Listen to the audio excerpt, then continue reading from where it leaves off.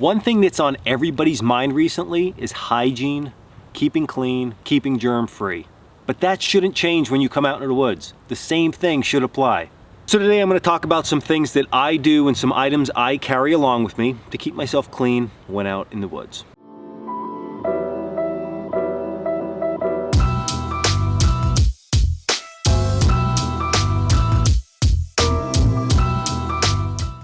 So I carry a small little bag along with me if I'm going to be out for numerous days in the woods, just to keep myself freshened up and clean.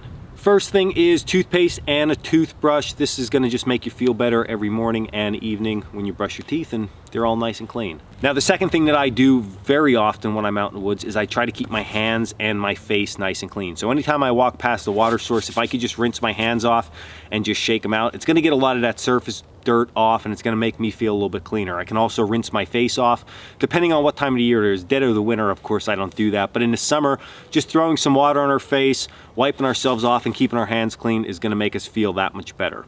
Now the reason I bring that up, because that seems like, well, yeah, okay, why even telling us, Dan, is because if we go further with that concept, how do you actually bathe when you're in the woods? What if you're out long term? So when I was in Patagonia for 50 some days and I needed to clean myself, there was only very few options. If it's very, very cold out, jumping in a lake or in a stream is probably not the best idea, because if we're remote and something would happen, you can't restore your body's temperature, then you're a little bit screwed. Now in the summertime, lake, stream, anything like that could be super, super refreshing. And what they sell for that is like specific wash for camping. So this stuff is biodegradable. You can use it in a lake. It's not going to harm anything and it's going to make you just feel that much better. So I do carry this in the summer. In the wintertime, I pretty much scrap that. And I do also carry one of these small little pack towels. Now this is like a chamois type material. So when I get out, it lets me dry off really quick, and then this thing dries out really quick.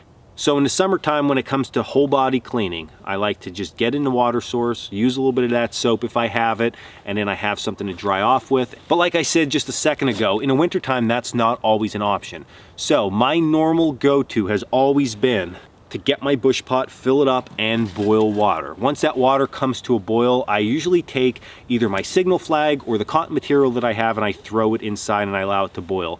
That's going to kill any germs or bacteria that is currently on that rag. Once I pull that rag out of hot water, I let it cool for a second because I have delicate hands. And then I just wring it out and then I wipe my body down, okay? When I do that, I always start with the more delicate parts of my body. So my face, okay, behind my neck, my ears, and then I work to all the dirty parts. You know, like my butt and between my, you know what I mean. So as that water boils, once I'm done with this, I could throw it back in, kill any type of bacteria that is left on this rag, and then I can hang this out to dry. And then I normally still have my chamois rag that I could wipe myself and dry myself off with. So think of it like a woodland sponge bath. That has proven to me in the wintertime to be the easiest way to clean our bodies, and you'll really be surprised after a few days how good that actually feels. Now, while doing that type of hygiene, remember to keep your ears clean, between your toes clean, and always take care of your feet, allowing them to dry out at night if wet. And then finally, the one thing that I always tell people to carry in their hygiene kit, I think it's just so important, is a pair of nail or toe clippers. Now, the reason that I say you should carry these is because it's very hard to replicate this out in the woods. If you're gonna use your knife or you're gonna chew off your fingernails or chew off your toenails, if you can even do that kind of thing, it's just so unsanitary. But nail hygiene should be super important for everybody. Let's just start with our feet and look at that. I can tell you from personal experience, if you're out long term, okay, 20, 30, 40, 50 days in the woods, your nails are gonna continue to grow, okay? They're not just gonna stop because you're in the woods. If your toenails start to get real long and you're doing a lot of walking, okay, what starts to happen, of course, is you can crack toenails or break toenails, or even worse, get an ingrown toenail. So being able to cut your toenails is very, very important. Now, normally our toenails aren't going to get dirty underneath like our fingernails, and that leads me right into hand hygiene. We work so much in the field with our hands, from cutting and moving firewood to processing firewood or processing game, that a lot of bacteria and dirt gets stuck underneath our fingernails. So the problem with that is if we have dirt and blood and all different stuff under our fingernails from work all day, and then we go to process some food and now we're touching the food with that, that can infect our food. Likewise, if we're working and we stick something accidentally underneath our nail, say the point of our knife or a thorn, and their nails underneath are super, super dirty, all that dirt, and bacteria can go down inside that wound, causing an infection. So at that point, other than ripping your nail off, you'd try to have to find a way out of where you're at or find some type of antibiotics. So that can all literally be avoided by just being able to clip your nails and then using the inside of the clippers to clean underneath your fingernails and get all of that dirt that you can see out from underneath. You follow that up with some washing and we're so far ahead of the curve. So listen, I know very basic stuff, but it's something that we don't talk about all that much because we love fire and knots and shelters, but we don't talk about hygiene type things when we're out long term.